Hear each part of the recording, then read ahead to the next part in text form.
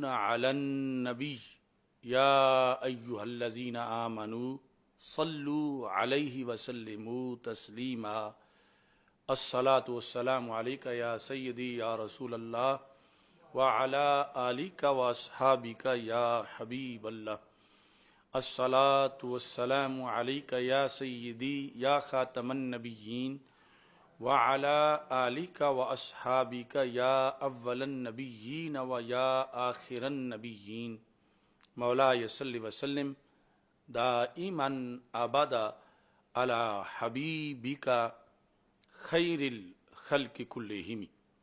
ناظرین، حاضرین، سامعین، السلام علیکم ورحمۃ اللہ وبرکاتہ۔ عقائد اہل سنت پر پہرا دیتے ہوئے جن تند و تیز آندھیوں کا ہمیں سامنا ہے، یقیناً اغیار تو اغیار ہیں، مگر آج مجموعی ماحول کو دیکھ کر مجھے قائد اہل سنت کی زبان سے نکلا ہوا کسی شاعر کا وہ شعر یاد آ رہا ہے کہ ایسے حالات میں آپ کہا کرتے تھے، دیکھا جو تیر کھا کے کمین گاہ کی طرف تو اپنے ہی دوستوں سے ملاقات ہو گئی۔ یعنی تیر کس نے مارا ہے تو پلٹ کے دیکھا تو وہ اپنے ہی تھا، کوئی بیگانہ نہیں تھا۔ ایسی صورتحال آج ہمیں بھی اس کا سامنا ہے۔ اللہ فضل کرے گا انشاءاللہ فتح کا جھنڈا ہمارے ہاتھ میں ہوگا، چونکہ ہم ناموس سے سیدہ فاطمہ طیبہ طاہرہ رضی اللہ تعالی عنہا و سلام اللہ علیہا کی خاطر اور صداقت سیدنا صدیق اکبر رضی اللہ تعالیٰ عنہ کی خاطر، جو کہ دونوں ملتے ہیں تو اس کا مجموعہ عشق رسول علیہ السلام کہلاتا ہے، اس کے لیے وقت کے تند و تیز طوفانوں کے مقابلے میں اللہ کے فضل سے ہم کھڑے ہیں۔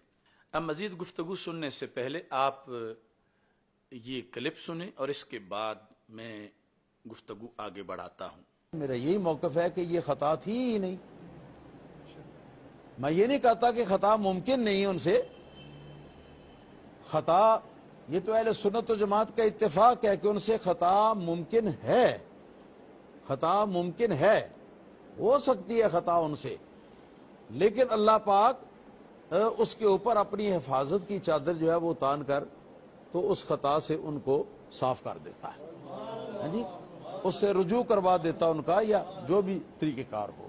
یہ حضرت جن کا آپ نے کلپ سنا، مسلک اہل سنت و جماعت کے لیے ان کی بڑی خدمات ہیں اور ان کو اللہ نے بڑی صلاحیتیں دیں، اور مناظرے کی یہ بڑی اچھی تحریریں ان کی موجود ہیں۔ شیخ الحدیث و تفسیر حضرت مفتی محمد اشرف القادری مراڑیاں شریف گجرات ایک بڑے ذہین اور مستند مناظر ہیں اہل سنت و جماعت کے۔ یہ جو موجودہ مسئلہ چل رہا ہے اس میں بھی ان کا نام میرے سامنے پیش کیا گیا کہ جب یہاں طے ہو رہا تھا کہ یہ مسئلہ اس پر مشاورت کی جائے اور مفتیان کرام پیران طریقت بیٹھ کے سوچیں، تو اس میں ان کا بھی نام حضرت میاں محمد تنویر احمد نقشبندی صاحب نے پیش کیا، تو میں نے کھلے ماتھے قبول کیا، حالانکہ وہ جو ان کے بھائی نے افضل قادری نے فیض آباد میں لفظ خدا بولا تھا دوسرے بابے پر، تو اس وجہ سے میرا بڑے تحفظات تھے کہ یہ کیوں نہیں اس کو سمجھاتے، نجی محفلوں میں یہ کہتے جو ہے کہ اس نے غلط کیا تو کیوں نہیں سمجھاتے، کیونکہ ان کے شاگرد بتاتے ہیں کہ یہ کہتے ہیں انہوں نے غلط کیا۔ تو اس لحاظ سے میرے اوپر ذہنی بوجھ بھی تھا کہ میں ان کو کیوں بلاؤں، لیکن پھر بھی میں نے میاں صاحب کی وجہ سے اور کہا کہ مسئلے کے لیے اگر وہ تشریف لائیں تو ضرور تشریف لائیں، اگرچہ وہ پھر تشریف نہیں لائے، مگر اب آج ان کے کچھ ارشادات سننے کو ملے۔ حالانکہ میں نے کھلی دعوت دی تھی سارے علماء کو، اور وہ کلپ آپ میرا سن سکتے ہیں، جو 14 جون کو دعوت دی تھی کہ کوئی بھی یہ جو پیر صاحب کی عبارت ہے اس کو سوال اور جواب کو اکٹھا کر کے اس سے اچھی تقریر کر کے مجھے سمجھا دے تو میں اسی کے لفظ قبول کر لوں گا، جیسے باقی کسی نے اس طرف کوئی توجہ نہیں کہ ان کی طرف سے بھی کوئی جواب نہیں آیا. لیکن اب جو ہیں وہ یہ بولے ہیں. وہ شاعر نے کہا تھا کہ دیوار کیا گری میرے کچے مکان کی، لوگوں نے میرے گھر میں رستے بنا لی. یعنی ایک بندہ جس کو سمجھے بھی اس کو جو سارے ہی مار رہے ہیں تو چلو دو میں بھی لگا دیتا ہوں. تو ویسے یہ شاعر کے گھر کی دیوار گری تھی، ہمارا گھر سلامت ہے، ایمان سلامت ہے، مکان سلامت ہے، اور یہ کچھ وقت کا غبار ہٹے گا تو انشاءاللہ سب کو پتہ چلے گا کہ ہم کربلا وقت میں حسینیت کا کردار ادا کر رہے ہیں، اور کچھ لوگ صرف غلط فہمی میں مارے جا رہے ہیں. آخر بندے کی زبان سے لفظ نکل ہی جاتے ہیں، میں بھی کہتا ہوں نکل جاتے ہیں، مگر یہ جو لفظ نکلے ہیں یہ میں 14 صدیوں کا عقیدہ بتا رہا ہوں. اور سمجھے لفظ نکل ہی جاتے ہیں تو واپس کیوں نہیں لیتے؟ لفظ نکل ہی جاتے ہیں اور سمجھتے ہیں کہ یہ پھنس گیا ہے، اب نکلے گا کیسے؟ اب اس کا حشر فلاں عالم دین جیسا ہوگا، اب اس کا حشر فلاں. میں نے کہا مجھے کسی پہ یوں قیاس نہ کرو جنہوں نے تنقیص کی ہے. میں تو عظمت سیدہ زہرا رضی اللہ تعالی عنہا پر پیرا دے رہا ہوں. وہ اس بات سے ناراض ہیں جو دوسرا ٹولہ کرتا ہے، اس پہ راضی ہیں جو اہل سنت کا 14 صدیوں سے عقیدہ ہے، اور اس کا اس وقت میں پرچار کر رہا ہوں. لہذا میں ایسے سارے لوگوں سے کہتا ہوں سیاد شاد ماں ہے مگر یہ تو دیکھ لے، میں آ گیا کہ سایہ تہ دام آ گیا. یعنی وہ شکاری جو کسی جانور کے سائے کو پنجرے میں دیکھے خوش ہو جائے کہ آج شکار میں نے بڑا کر لیا، تو اس کو پتہ نہیں سایہ اور ہوتا ہے، شکار اور ہوتا ہے. سیاد شاد ماں ہے مگر یہ تو دیکھ لے، میں آ گیا کہ سایہ تہ دام آ گیا. یہ جو شکاری کا جال ہے کہتے ہیں پھنس گیا ہے، تو وہ تو میرا سایہ کسی نے شاید دیکھا ہوگا پھنسا ہوا، میں تو جال میں آئی نہیں. اللہ کے فضل و کرم سے، کیونکہ میں تو کہہ چکا ہوں یقیناً اس چراغ راہ گزر کا بھی خدا تو ہے، اسے بھی مصطفیٰ کی آل کی شفقت نے پالا ہے. یہ میرا ہاتھ بھی پکڑا ہے سید کی ولایت نے، میری پہچان میں بھی غوث اعظم کا حوالہ ہے. نہ نکلے کوئی بھی میری حمایت میں تو کیا غم ہے، خدا و مصطفیٰ کے فضل نے مجھ کو سنبھالا ہے. تو لوگوں کو پتہ نہیں چل رہا، کوئی بڑے نیٹ ورک کے لحاظ سے، کوئی اپنے وزیروں کے ساتھ تعلق کے لحاظ سے، کوئی کسی لحاظ سے، کوئی کسی لحاظ سے، کوئی اپنا کوئی زخم چاٹ رہا ہے، کوئی زخم چاٹ رہا ہے. چلو اب پھنسا ہے ہم بھی اپنا بدلہ لے لیں. اس طرح کی صورتحال بنی ہوئی ہے، لیکن جلد ہی انشاءاللہ پتہ چلے گا، اور پھر اس دن بھی چلے گا، حشر کو ہوگا یہ معلوم ہارا کون اور جیتا کون. اچھا جی، یہ جو حضرت صاحب نے ارشاد فرمایا تو اس میں سب سے پہلے تو کچھ میں ریکارڈ کی غلطی درست کرنا چاہتا ہوں. اس میں کوئی شک نہیں کہ حضرت قبلہ استاذ العلماء مفتی محمد ظہور احمد جلالی صاحب میرے استاذ ہیں، اور میں نے ان سے بہت سا پڑھا ہے، مگر یہ فرما رہے ہیں ان کے ایک استاد ہیں جن سے انہوں نے سارا درس نظامی پڑھا ہے، ہاں جی، اور وہ ان کے استاد جو ہیں وہ میرے شاگرد ہیں. اپنے لفظوں میں جو ابھی آپ نے سنے کہ ان کے ایک استاد ہیں جن سے انہوں نے سارا درس نظامی پڑھا ہے، سارا درس نظامی، اور وہ کہتے ہیں وہ پھر میرے شاگرد ہیں. تو اس لحاظ سے آج انہوں نے حملہ بھی آسان سمجھا کہ شاگرد کا شاگرد ہے تو کوئی بات نہیں، جو کر لے. تو یہ میں عرض کرنا چاہتا ہوں یقیناً وہ میرے استاذ ہیں، اور انہوں نے بڑا مجھے شفقت سے پڑھایا ہے، اور ان کا میرے دل میں بڑا ادب و احترام ہے. مگر یہ کہ سارا درس نظامی تو میں تحدیث نعمت کے طور پر بتاتا ہوں کہ میرے وہ بھی استاذ ہیں کہ اگر میں آج ان کے شاگردوں کے لحاظ سے میں کہوں نا کہ وہ فلاں فلاں بندہ میرا استاذ بھائی ہے تو سب کی آنکھیں کھلی رہ جائیں گی. حضرت علامہ محمود احمد رضوی صاحب قدس سر العزیز، جہاں پیچھے آج اور کچھ عقائد کی گردش ہو رہی ہے، وہ بھی میرے استاذ بھائی ہیں. ایک مشہور شخصیت کرم شاہ اظہری، ان پر بھی ہمارے بہت سے تحفظات ہیں، شاید کسی وقت وہ بھی بیان کرنے پڑ جائیں. وہ بھی استاذ کے لحاظ سے میرے استاذ بھائی ہیں. وہ شیخ الحدیث علامہ غلام رسول رضوی صاحب تفہیم البخاری والے، جو حضرت محدث اعظم رحمۃ اللہ علیہ کی مسند پر ان کے وصال کے بعد جنہوں نے دورہ حدیث پڑھایا وہ بھی میرے استاد بھائی ہیں. حضرت علامہ محمد عبد الحکیم شرف قادری صاحب وہ بھی میرے استاد بھائی ہیں. کتنے میں گنوں.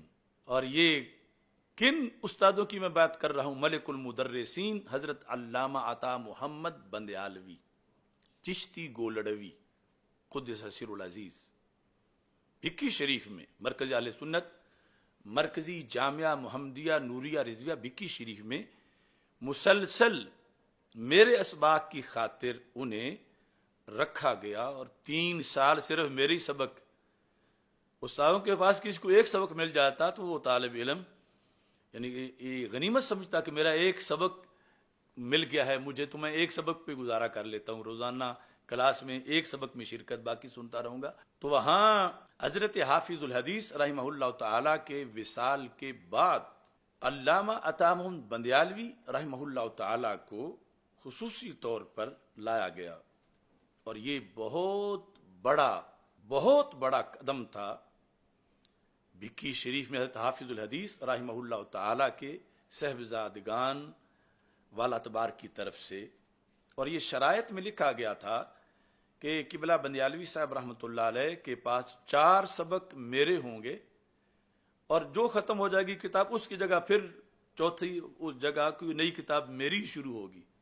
اس کے بعد اگر وہ کسی کو پڑھانا چاہتے ہیں تو وہ پڑھائیں، لیکن 4 سبق تک کی زور ہو جاتی کیونکہ 2 2.5 گھنٹے کا سبق ہوتا تھا. تو عمومی ان کا فلسفہ منطق بطور خاص مشہور ہے. کیونکہ بندہ ناچیز نے آپ سے تفسیر بھی پڑھی، تفسیر بیضاوی.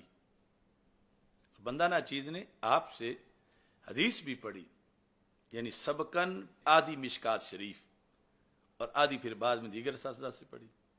توضیح تلوی 2 سال پڑھی ان سے مطول، یعنی علم معانی منطق اور معقولات کی آخری کتابوں تک ان سے پڑھی. اقلیدس وغیرہ صدر تک سارے یہ اسباق زواہد ثلاثہ، یعنی آج جن کتابوں کے شاید نام بھی ختم ہو رہے ہوں، تو بہرحال پورے 3 سال ان سے یہ تلمذ کا شرف مجھے ملا، جو میں سمجھتا ہوں کہ میرے علم کے لحاظ سے مجھے یعنی جو ایک پختگی میسر آئی تو وہ ان کا خصوصی انداز تدریس تھا، اور اللہ تعالیٰ نے یہ موقع مجھے فراہم فرمایا. اس کے علاوہ شیخ الفقہ حضرت مفتی محمد کریم بخش جلالی صاحب، جن کا بھی میری حمایت میں کلپ بھی آیا ہے، یہ وہ شخصیتیں تھا کہ حضرت حافظ الحدیث رحمہ اللہ تعالی کی ظاہری حیات میں فتویٰ ان کے ذمے تھا، اور بڑے بڑے صاحبزادگان ہزاروں ان کے شاگرد ہیں، اور میں بھی ان کا شاگرد ہوں. شیخ الحدیث حضرت مفتی نذیر احمد جلالی صاحب، جن کے ہزاروں شاگرد ہیں اور بڑے بڑے آستانوں کے سجادہ نشین ان کے شاگرد ہیں، وہ بھی میرے استاذ ہیں. پھر عرب دنیا میں بڑے بڑے اساتذہ، بالخصوص عرب دنیا کی وہ منفرد علمی شخصیت کہ جن کی عربی میں تفسیر ہے، حدیث کی شرح ہے، علم کلام میں ان کی کتابیں ہیں، نحو منطق میں ان کی کتابیں ہیں، کئی جلدوں میں ان کا فتاویٰ ہے. وہ عظیم عالم جو عالم عرب میں سنیت کے لحاظ سے بھی سب سے اہم تھے، اور اللہ نے ان کو لمبی عمر دی. یعنی جب میں نے ان سے پڑھا تو وہ صدی سے اوپر ان کی عمر تھی، اور وہ حضرت سیدنا غوث اعظم رضی اللہ تعالی عنہ کے دربار کے اندر یعنی تدریس فرماتے تھے، اور عراق کے شیوخ ان کے پاس آ کے پڑھتے تھے. تو شیخ عبد الکریم محمد المدرس البغدادی، تو اس طرح یعنی بہت سے میرے اساتذہ ہیں. تو ایک تو یہ ریکارڈ کے لحاظ سے میں عرض کرنا چاہتا تھا. دوسرا، انہوں نے کہا کہ انہوں نے حضرت پیر سید جلال الدین شاہ صاحب رحمۃ اللہ علیہ بھکی شریف والے، جن کے بیٹے کے ہاتھ پر انہوں نے بیعت کی، تو یقیناً حضرت اقدس حضرت پیر سید محمد مظہر قیوم مشہدی قدس سر العزیز، ان کی بڑی مہربانیاں ہیں. مگر میں نے بیعت جو کی تھی تو حافظ الحدیث رحمۃ اللہ علیہ کے ہاتھ پہ بیعت کی تھی. تو میں نے یعنی اس سلسلے میں بڑا ابا جی سے جھگڑا کیا کہ چونکہ قبلہ حافظ الحدیث رحمہ اللہ تعالی اس وقت بیمار ہو گئے، اور فیملی ہسپتال کے اندر لاہور، تو میں نے کہتا تھا کہ کوئی پتہ نہیں اللہ کے کاموں کا کہ آپ مجھے بیعت کروائیں. تو 9ویں کلاس کے اندر پھر مجھے اور میرے بھائی محمد آسن صاحب کو ہم اکٹھا قبلہ شاہ صاحب رحمۃ اللہ علیہ کو گھر دعوت دی گئی اور بیعت کروایا گیا. تو حضرت حافظ الحدیث رحمۃ اللہ علیہ کے دست حق پرست پر میں نے بیعت کی. ورنہ یعنی ویسے جو میری تقریباً عمر ہوگی 6-7 سال، اس وقت سے میں حضرت حافظ الحدیث رحمۃ اللہ علیہ کی محفل میں بیٹھتا تھا. یعنی گھر اندر جب کہ ابھی جو پردہ ہوتا ہے اس کے لحاظ سے بھی کوئی معاملہ نہیں تھا، چونکہ عمر میری بالکل چھوٹی تھی. تو یہ 2 باتیں تو ریکارڈ صحیح کرنے کے لحاظ سے ہیں. آگے یہ ہے کہ اس مسئلہ کے لحاظ سے جو میں نے گفتگو آپ کی سنی تو وہی صورتحال ہے جو دیگر لوگوں کی ہے. یعنی جو موضوع ہی نہیں اس پر بات ہو رہی ہے. نہ انہوں نے میری وہ پہلی تقریر سنی، نہ انہوں نے میری کوئی وضاحتی تقریریں سنی. یہ نہیں کہ میں کہوں کہ بڑی بڑی تقریریں اہم ہیں، انہیں سننی چاہیے تھیں، لیکن جب انہوں نے رائے دینی ہے کسی چیز کے بارے میں تو پھر تو سننا پڑے گا کہ کس پس منظر سے کاٹ کے یہ جملے دیے گئے ہیں، پہلے کیا بیان ہو رہا ہے. یعنی میں تو دے رہا ہوں اعتراض کا جواب، اور میں نے کہا ہے کوئی دوسرا اس طرح اگر کوئی لفظ صحیح سمجھتا ہے کہ یا تو امکان خطا کے لفظ جو بولے ہیں پیر صاحب نے اور جواب اچھا دیا جا سکتا ہے تو وہ دے، یا جو میں نے تشریح کی ہے اس سے اچھی تشریح کر سکتے ہو تو وہ کرو. کسی نے بھی نہیں کی، اور وہ لفظ بولے گئے جوابی طور پر، اور یہ سارے بحث کر رہے ہیں عمومی حالات. اور میں نے بڑی لمبی اس پر مثالیں دی ہیں کہ ان اللہ لیس بآور، یہ اللہ کی شان بیان کرنا عام حالات میں مناسب نہیں. ان اللہ لیس بآور کا مطلب ہے اللہ کانا نہیں. تو عام بندہ بھی کہے گا کیا مجبوری ہے یہ کہنے کی، تم کو رؤوف ہے، رحیم ہے، رحمان ہے، خبیر ہے، قدیر ہے، علیم ہے، نصیر ہے، یہ تم کیوں کہتے ہو؟ حالانکہ نفی کی گئی ہے نا عیب کی، کانا ہونا عیب ہے اور نفی ہے، مگر ذوق کو ٹھوکر لگتی ہے کہ کیا ضرورت ہے.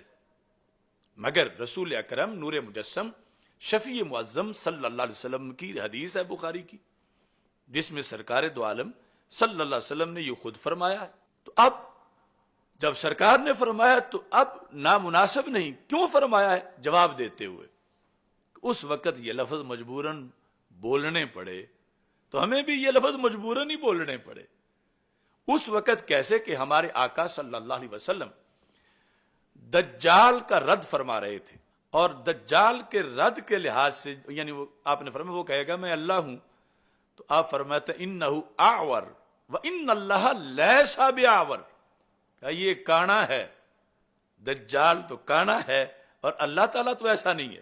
اب چونکہ دجال کا رد آور کے لحاظ سے پہلے کسی نبی نے یہ نہیں بتایا جو میں بتا رہا ہوں اس کے بارے میں کہ وہ آور ہے، اور اللہ تعالیٰ ہونے کا وہ دعویٰ کیسے کرتا ہے کہ میں اللہ ہوں، کیونکہ اللہ تو آور نہیں ہے.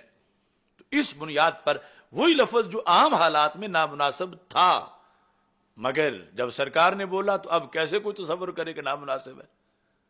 اب تو اس مقام پر سرکار سے بڑھ کر آداب الوہیت کون جانتا ہے.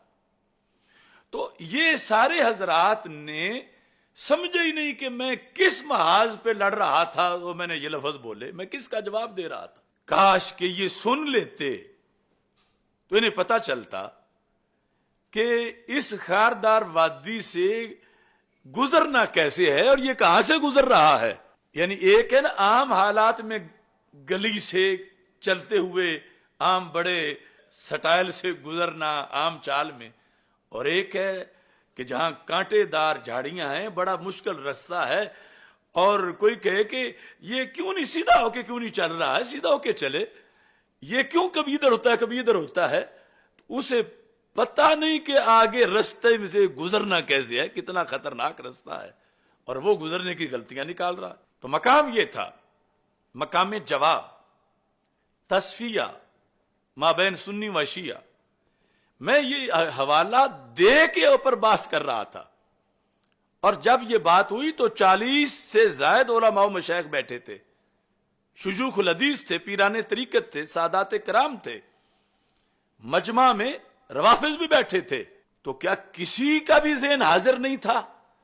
کیا کسی کے بھی حواس اتنے تیز نہیں تھے کہ گستاخی کو سونگ لیتے کہ بوئے گستاخی آئی ہے؟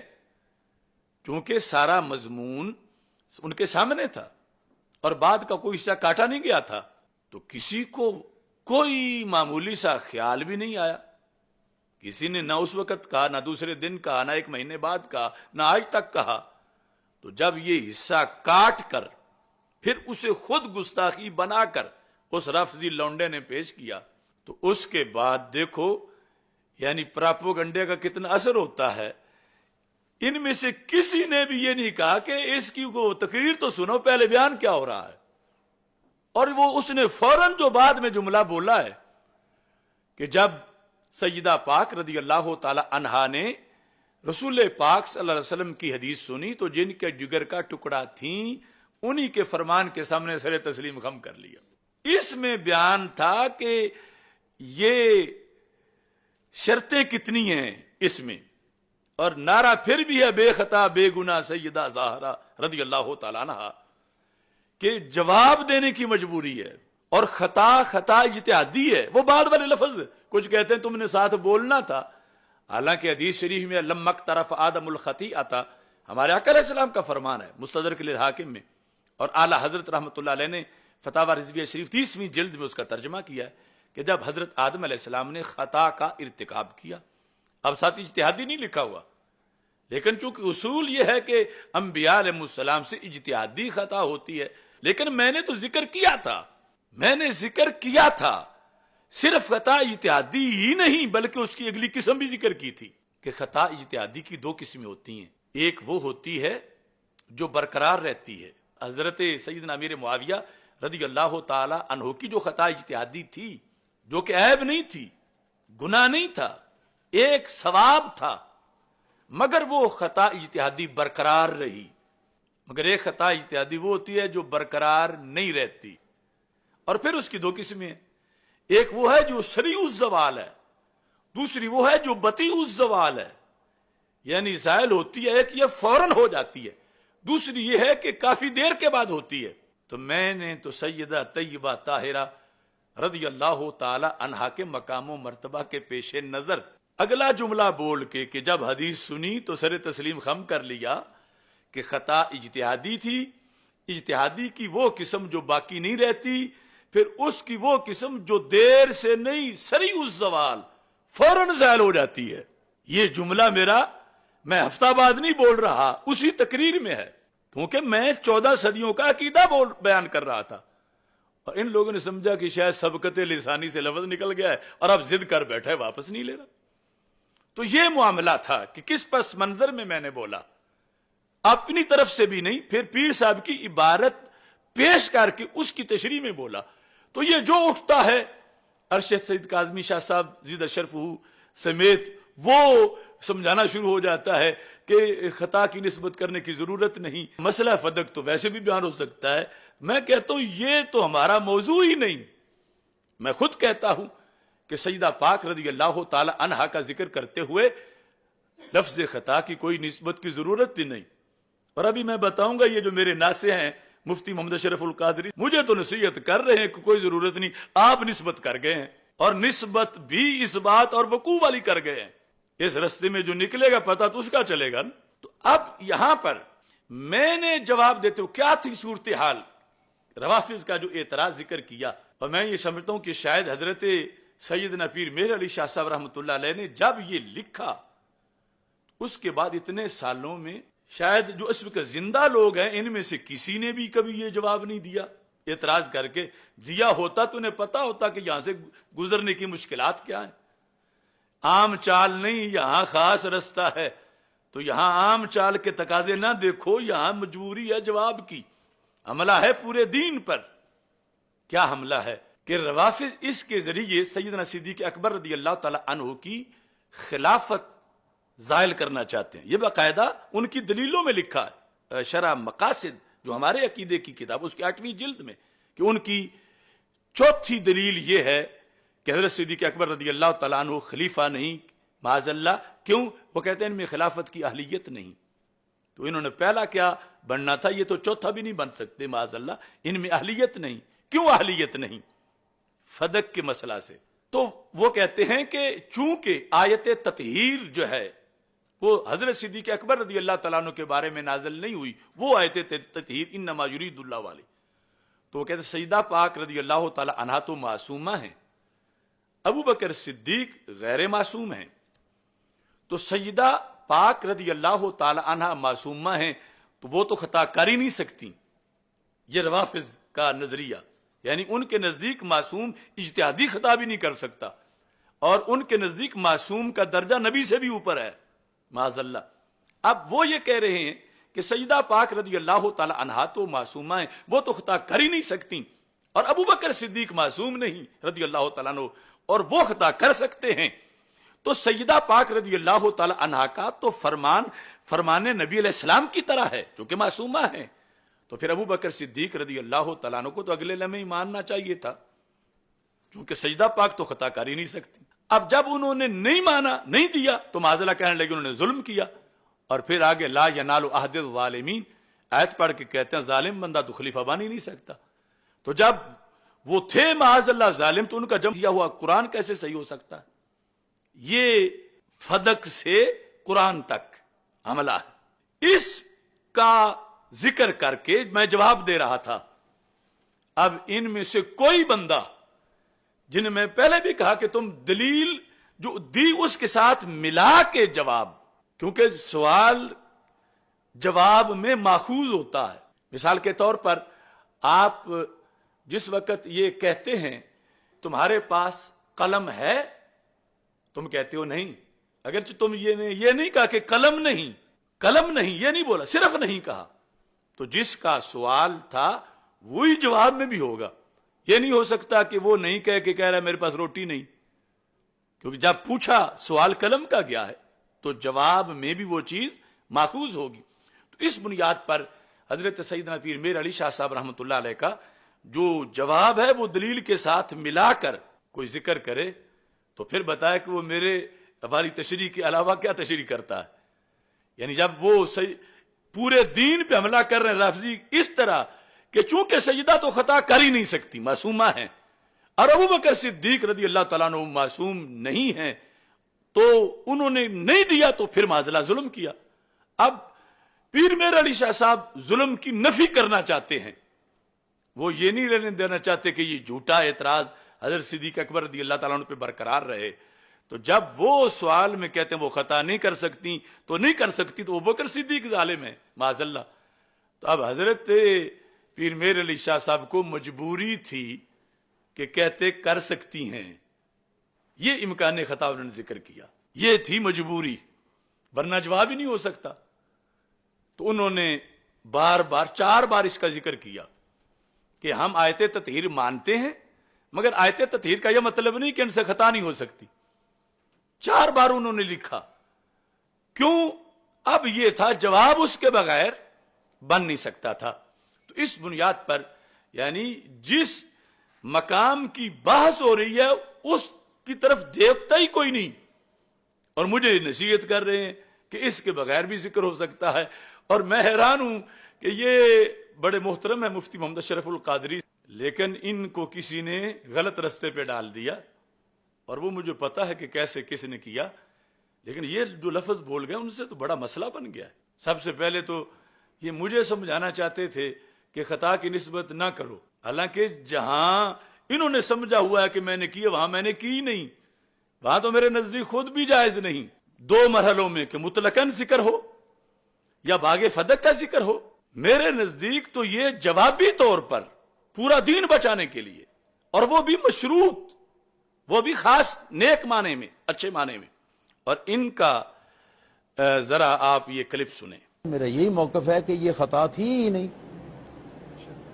میں یہ نہیں کہتا کہ خطا ممکن نہیں ان سے، خطا یہ تو اہل سنت و جماعت کا اتفاق ہے کہ ان سے خطا ممکن ہے، خطا ممکن ہے، ہو سکتی ہے خطا ان سے، لیکن اللہ پاک اس کے اوپر اپنی حفاظت کی چادر جو ہے وہ تان کر تو اس خطا سے ان کو صاف کر دیتا ہے، ہاں جی، اس سے رجوع کروا دیتا ان کا۔ اب اس میں تم نے دیکھا کہ یہ فرما رہے میرا موقف یہ ہے کہ یہ خطا تھی ہی نہیں، یہ خطا تھی ہی نہیں۔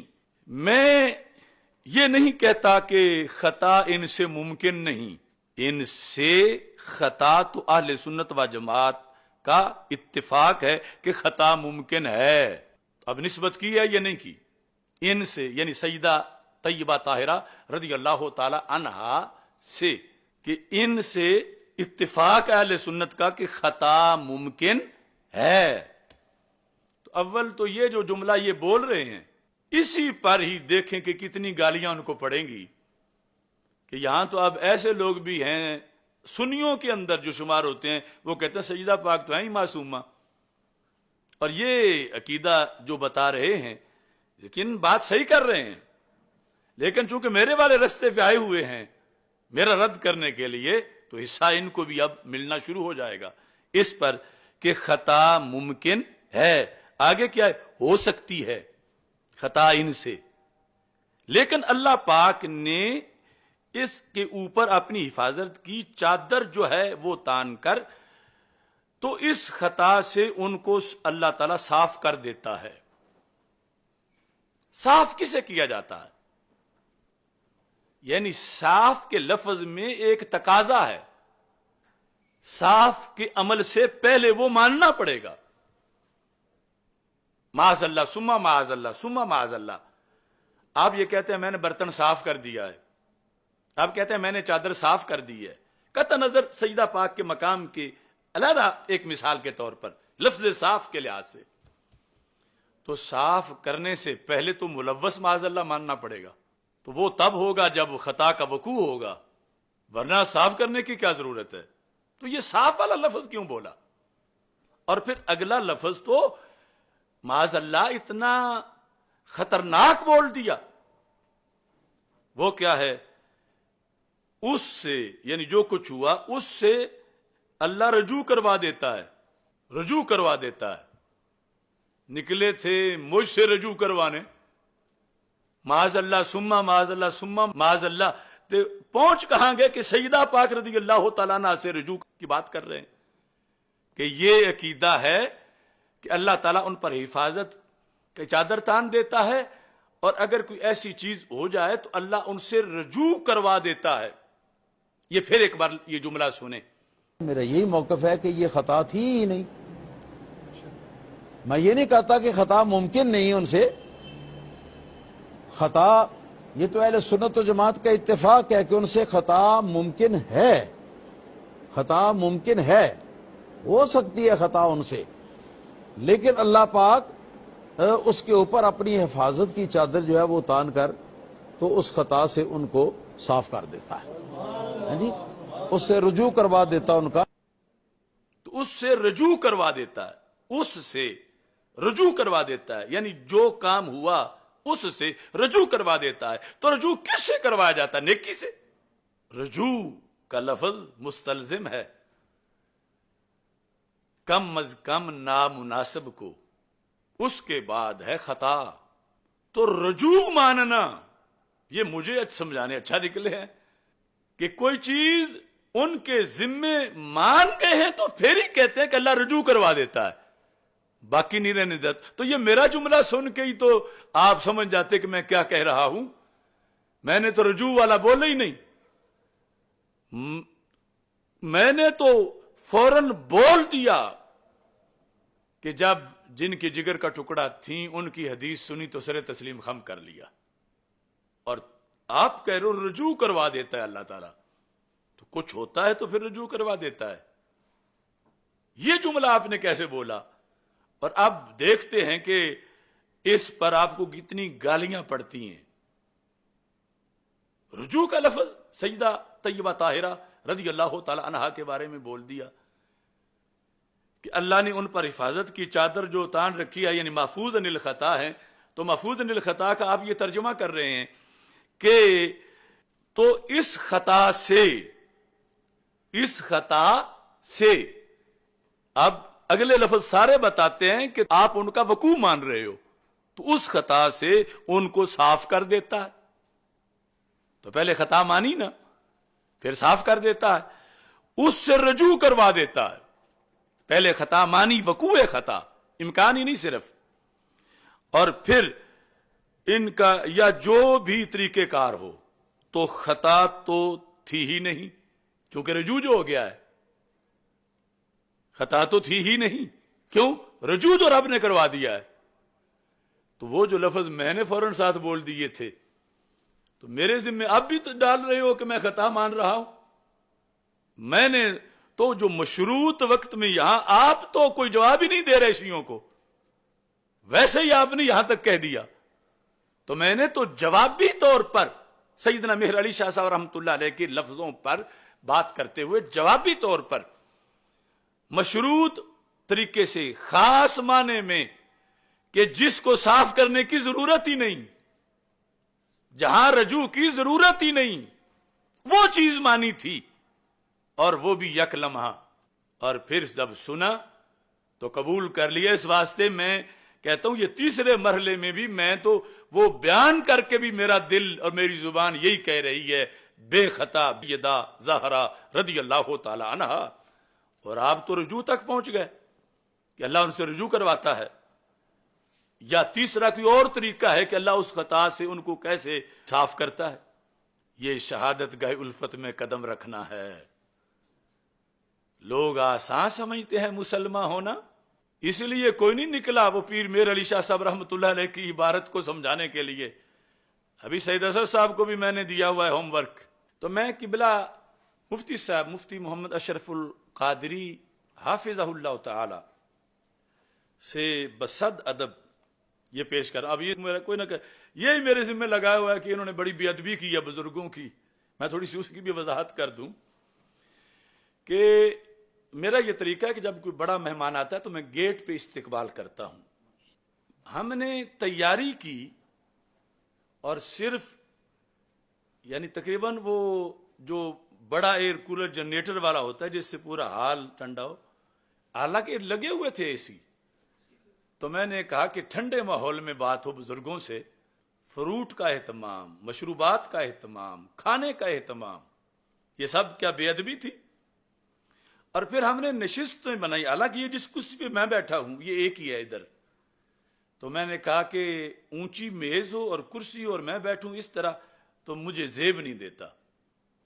میں نے کہا سارے صوفے ایک طرح کے ہونے چاہیے، کوئی امتیازی نہیں ہونا چاہیے، اور صرف ایک میرا نہیں یہاں ہونا چاہیے بلکہ سارے مشائخ کے یہاں ہونے چاہیے. یہ سب بے ادبی کے لیے تھا. اور پھر کس وجہ سے میں استقبال نہ کر سکا کہ میں سوئے ہی نہیں. مجھے یہ تھا کہ وہ دور دراز سے آ رہے ہیں تو میں ان کے آنے تک جو مسئلہ ہے، موقف میرا، میں سارا لکھ کے ان کو دوں تاکہ فوراً ہر ایک کے سامنے کاپی ہو، وہ پڑھیں. تو میں نے وہ تیار کیا. یہ مفتی عبد الکریم جلالی صاحب اس کو کمپوز کر رہے تھے. تو اس صورتحال میں یعنی وقت عصر کا جو ہے وہ تقریباً ہو گیا. میں نے آصف صاحب سے پوچھا کہ مہمان جو ہیں کہاں تک پہنچے. انہوں نے کہا کہ کوئی جو ہے وہ موٹر وے پہ ہے، کوئی فلان جگہ پہ ہے، کوئی فلان جگہ پہ ہے. تو میرا یہی خیال تھا کہ مغرب تک سارے پہنچیں گے، چونکہ بتایا جا رہا تھا دور دور ان کے آنے کی جگہ. اور یہ حضرات جو اچانک آئے انہوں نے کوئی اطلاع بھی نہیں دی ہوئی تھی کہ ہم اکٹھے ہی اچانک آ رہے ہیں. تو میں یہ پوچھ کے کہ وہ ابھی تو کافی دور ہیں، تو تقریباً 5:15 بجے میں غسل کرنے کے لیے باتھ روم میں داخل ہوا. اتفاق یہ ہے کہ جو ہی میں غسل کرنے کے لیے داخل ہوا اچانک ہی سارے حضرات اکٹھے ہی آ گئے. یعنی وہ جو دور والے تھے وہ تو پیچھے ہی تھے. ابھی یہ چند حضرات جو آپس میں رابطے میں تھے اور کہیں قریب اکٹھے تھے تو اچانک سارے اکٹھے ہی آ گئے. اب میں تھا باتھ روم میں. اب یہ بھی چونکہ ایک میرا گناہ کبیرہ بنایا ہوا ہے لوگوں نے کہ اس نے میں جو ہے دیکھو نکلے ہی نہیں باہر، ہم اتنا بیٹھے رہے، وہ حضرت صاحب باہر ہی نہیں آ رہے تھے. تو میں تھا غسل خانے میں. تو آصف علی صاحب جنہوں نے مجھے بتایا کہ وہ ابھی سارے دور ہیں اور ابھی ٹائم لگے گا، مغرب تک اکٹھے ہوں گے، انہوں نے پھر میرے فون پہ تقریباً 8 کالیں کی. میں غسل کر رہا تھا. بالآخر انہوں نے مولانا محمد عابد جلالی صاحب کے بیٹے کعب کو گھر بھیجا کہ آپ بلا کے لاؤ، مہمان آ گئے. تو وہ گیا تو اس نے آگے بتایا کہ وہ تو ابھی نہا رہے ہیں. اب میں باہر نکلا، نماز عصر ادا کرتا فوراً آیا تو اتنے میں ان حضرات کے لحاظ سے تو تاخیر ہو بھی چکی تھی. تو میں ہر ایک کو اس کی نشست پر جا کے ملا، اور میں کرسی صدارت پہ نہیں بیٹھا. ایک حضرت صاحب نے وہ بھی تبصرہ کیا. تو یہاں 2 میزوں پر کتابیں تھیں. اصل جو ہی وہ آئے، یہ بھی کہیں توہین نہ ہو جائے، تو انہوں نے دیکھا کہ یہ میز لگے ہوئے ہیں، ہر میز پر کاپیاں رکھی ہوئی ہیں. یعنی ہم نے تو بڑی علمی نشست کا اہتمام کیا ہوا تھا. ادھر یہ LCD کے کوئی چیز سنانی پڑے تو وہ یہ کیوں کاپیاں رکھی ہوئی ہیں، یہ LCD کیوں لگائی ہوئی، یہاں کیا ہونا ہے، یہ ہمارے کارکنوں کو کہہ رہے تھے. تو آپس میں یعنی ان کا یہ خیال تھا کہ ہم نے جانا ہے، بس ایک بات کرنی ہے اور اس کے بعد کوئی بات ہی نہیں کرنی. تو میں جب آیا تو میں سلام لے کے سب سے تو میں نے کہا کہ میں آپ کا بہت شکریہ ادا کرتا ہوں کہ آپ تشریف لائے، اور یہ کتابوں میں سے 1-2 میں نے ساتھ والے کمرے میں لے جا کر وہ جو کمپوزنگ ہو رہی تھی وہ مکمل کرنی تھی. میں وہ کتاب لینے کے لیے اس کرسی پہ، چھوٹی کرسی پہ ایک پہ بیٹھا تو میں نے ہنستے ہنستے کہا کہ میں نے جو تیاری کی میں ذرا کتابیں اکٹھی کر رہا ہوں، آپ بھی اپنی تیاری کر لیں تاکہ پھر بات ہو جائے. اور ساتھ میں نے یہ کہا کہ آپ نے جو مجھ سے کروانا ہے کہ آپ اس طرح کی تبدیلی کریں اپنے موقف میں، آپ آپس میں مشورہ کر کے وہ مجھے تحریراً دے دیں کہ آپ یہ تبدیلی کریں، یہ تحریراً آپ دے دیں. اس کا فائدہ یہ ہوگا کہ کل آپ بھی اس کے ذمہ دار ہوں گے کہ یہ ہم نے لکھ کے دیا تھا. میں بھی کہوں گا کہ میں نے ویسے نہیں کیا، انہوں نے لکھ کے دیا ہے، تو آپ تحریر لکھیں، نیچے دستخط کریں کہ یہ تم کرو. آگے میں دیکھوں گا کہ کیا شریعت کرنے دیتی ہے یا نہیں کرنے دیتی، تو میں وہ وضاحت کروں گا کیونکہ بڑا اہم کام ہے، پورے دین کا مسئلہ ہے. یہ ویسے لفظ نہیں نکلے ہوئے، یہ پیچھے اصول ہیں. تو میں نے بڑے ادب سے کہا کہ آپ جو ہے وہ اس پر لکھیں. یہ سارے حضرات ہمارے شفیع جلالی صاحب، علامہ حیدری صاحب سب جانتے ہیں. تو یہ میں نے عرض کیا، اور اس میں یہ بھی تھا کہ آپ اگر لکھ کے نہیں دیتے، جو پیچھے بھی رستے میں ہیں وہ آ کے کہتے ہیں کہ نہیں ہم نے تو اور لکھوانا تھا. تو میں نے کہا ایک تو یہ ہے کہ وہ حضرات بھی آ جائیں تو نماز مغرب کے بعد پھر بیٹھ جائیں گے، تھوڑا ہی ٹائم رہ گیا مغرب میں، تو پھر لمبا ہے، آخر میں کھانے کا اہتمام ہے، تقریباً 9 بجے تک سارا اجلاس ختم ہو جائے گا. تو بالکل سارے پہلو سامنے رکھ کے تو ہم نے اس کا ایک فیصلہ کرنا ہے. تو حضرت قبلہ حافظ محمد عبدالستار سعیدی صاحب زیدہ شرفہ وہ کہنے لگے کہ میں تو بیمار ہوں، میں تو چلا جاؤں گا. میں نے کہا نہیں حضرت، ہم آپ کو ساتھ والے کمرے میں بٹھا کے آپ کے پاؤں دباتے ہیں، یہ بےدبی ہے میری. ویسے دبانا تو بےدبی ہے لیکن پاؤں دبانا تو نہیں نا بےدبی. تو میں نے کہا یہ ساتھ والے کمرے میں آپ کے پاؤں دباتے ہیں، یہ بہت بڑا مسئلہ ہے، یہ جلدی تو اب آپ میرا موقف سنیں گے ہی نہیں تو کس طرح کوئی بات آگے چلے گی. آپ مجھے سمجھائیں، پوچھیں، سب کچھ ہوگا. تو بہرحال ان سب نے کہا کہ ٹھیک ہے ہم اپنا موقف لکھتے ہیں. میں اٹھ کے ساتھ والے کمرے میں، یہ مفتی عبدالکریم جلالی صاحب کہ یہ آپ کمپوزنگ مکمل کریں، یعنی میں نے اتنا ہوم ورک کیا ہوا تھا کہ سارا لکھا ہوا ان کے سامنے رکھوں. میں ابھی وہیں تھا کہ سارے حضرات وہیں تشریف لے گئے. تو میں نے اٹھ کے پھر استقبال کیا، پھر بٹھایا. تو وہاں میں نے یہ کہا کہ آپ نے وہ لکھ لی ہے تحریر؟ وہ کہتے لکھی تو نہیں ہے. تو میں نے کہا آپ وہ لکھ دینا تاکہ اس کے لحاظ سے. انہوں نے کہا کہ ہم نے کوئی دوسری بات نہیں سننی، نہ سننی ہے نہ سنانی ہے، بس ہم صرف رجوع چاہتے ہیں. تو میں نے ساتھ یہ بھی کہا کہ آپ ہیں حق پر ہیں آپ، لیکن ہم رجوع چاہتے ہیں. یہ گواہی مفتی سید قمر سیالوی صاحب بھی دیں گے جیسے انہوں نے دی بھی ہے، اور مفتی عبدالکریم جلالی صاحب بھی تھے اس وقت ساتھ، وہ بھی گواہی دیں گے. اب میں حیران تھا کہ حق سے رجوع کیسے کروں. کبھی حق سے بھی کسی نے رجوع کروایا ہے کہ مجھے حق بھی کہہ رہے ہیں کہ تم حق پر ہو اور ساتھ یہ کہ تو رجوع بھی کرو؟ تو بہرحال میں نے کہا کہ آپ مجھے لکھ کر دے دیں، تو اور اس میں ساتھ میں نے یہ بھی کہا، یہ بھی شاید میری بے ادبی ہے میری طرف سے ان کی، کہ میں نے کہا آپ مجھے سمجھا دیں۔ یہ سامنے چند کتابیں تھیں، وہاں پر بھی میں نے کہا آپ مجھے، میں نے خزائن العرفان نکالی، اس بات کا مجھے آپ جواب دیں کہ حضرت سیدنا آدم علیہ السلام کے بارے میں خزائن العرفان میں یہ لکھا ہوا ہے کہ ان سے خطا اجتہادی ہوئی، حضرت آدم علیہ السلام سے۔ تو میں نے یہ درخواست کی کہ نبوت کا مقام اہل بیت علیہم رضوان کے مقام سے اوپر ہے، تو اگر ہم سیدنا آدم علیہ السلام کے لیے ایک چیز مانیں تو توہین نہ ہو، وہ سارے اکابر کھیں، اور سیدہ پاک رضی اللہ تعالی عنہا کے لیے وہی چیز مانیں تو اسے توہین سمجھا جائے، تو یہ کون سا عقیدہ بن جائے گا؟ یعنی کیا یہ غیر نبی کو نبی پر فضیلت دینا نہیں ہے؟ غیر نبی کو کہ سیدہ پاک رضی اللہ تعالی عنہا کی شان تو بہت بڑی ہے مگر نبیہ تو نہیں ہے نا، معصومہ نہیں ہے۔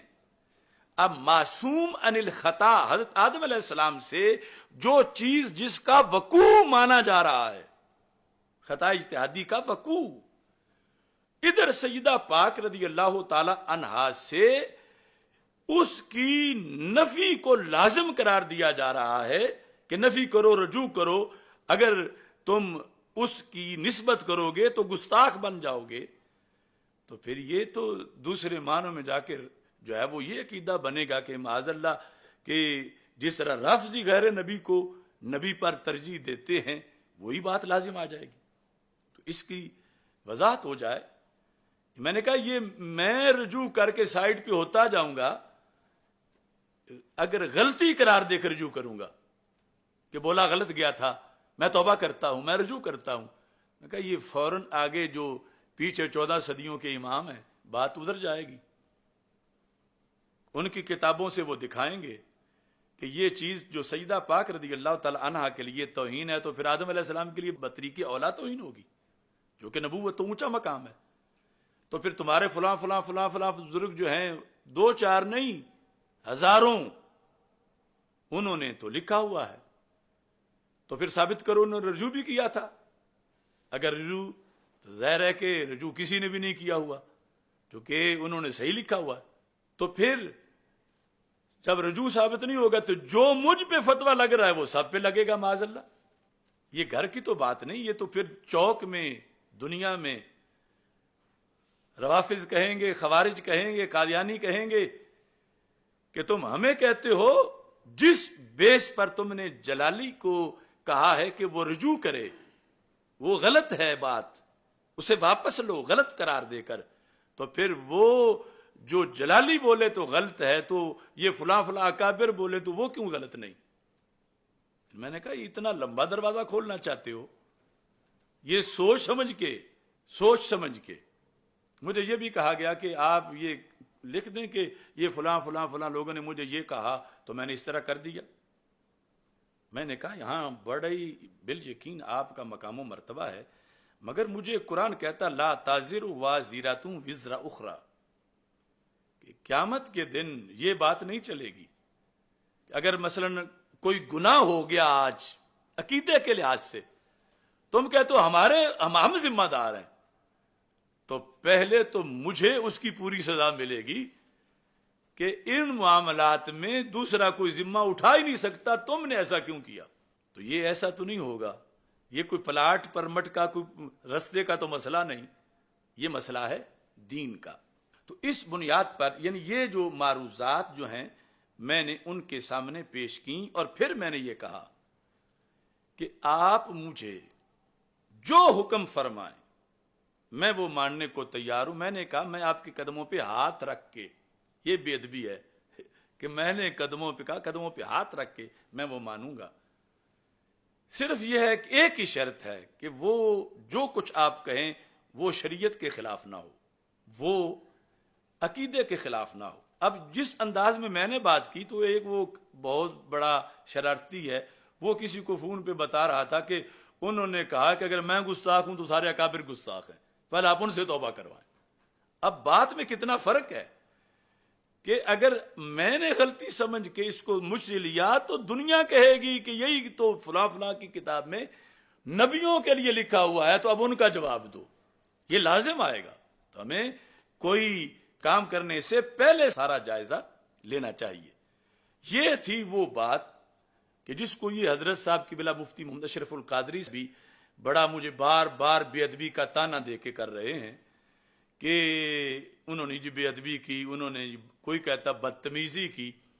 تو یہاں جو لوگ تھے بس کسی کو قرآن و سنت کے لحاظ سے آگے سے اشکال پیش کرنا، یہ جو آپ کہتے ہو کہ دو لفظوں کی بات آپ رجوع کرو، تو اس پر آگے یہ چیز مرتب ہو رہی ہے، تو پہلے سوچنا چاہیے کہ اس کا جواب پھر کون دے گا، اور وہ جواب پھر رکے گا نہیں، کیونکہ جو ہی ایک چیز کو غلط قرار دے کر تو وہ ہر کسی کے لحاظ سے غلط ہوگی، اگلے کہیں گے کسی کی زبان تم کیسے بند کر سکتے ہو، یعنی ہم گھر میں تو کہہ دیں گے کہ اشرف آصف جلالی کہے تو غلط ہے، سیدنا پیر میر علی شاہ صاحب رحمۃ اللہ علیہ فرمائے تو غلط نہیں، گھر کہہ سکتے ہیں، یہ کیسے جلالی کہے تو غلط ہے، مجدد دین و ملت امام اہل سنت اعلی حضرت امام احمد رضا خان فاضل بریلوی رحمۃ اللہ علیہ فتاوی رضویہ شریف کی 30ویں جلد میں یہ لکھ دیں کہ حضرت آدم علیہ السلام نے خطا کا ارتکاب کیا تو وہ غلط نہیں، جلالی کہے سجدہ رضی اللہ تعالی عنہ کے بارے میں تو پھر بھی غلط ہے،